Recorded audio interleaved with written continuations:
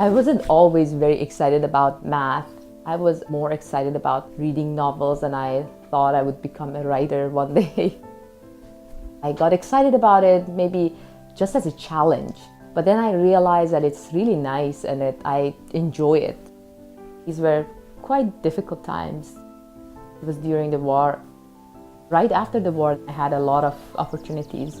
I went to a very good middle school and then high school. I think I was the lucky generation because I was a teenager when things became more stable.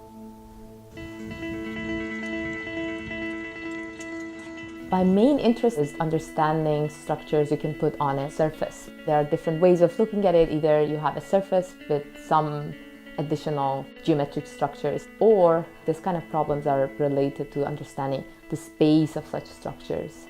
One very famous example is if you have a billiard table and you start from a point and you hit the ball and it hits the boundaries and it moves, say, forever, you want to see the trajectory of the ball.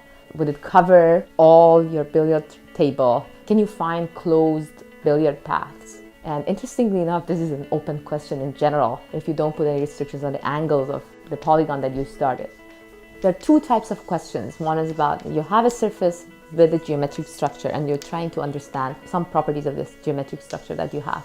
The other questions are related to you have a surface and you have a geometric structure and you start deforming this geometric structure, and then you want to see what kind of surfaces you would get. Some of the problems, like you know the properties of a generic surface, a random surface, but it's really hard to say something about a single given geometric structure on the surface. Some of the work that I've done with different collaborators shows that sometimes the surfaces are very similar to the ones of a generic surface. You can ask these questions about hyperbolic surfaces or these flat surfaces or different geometric structures. I think these problems are important because they are related to some other problems.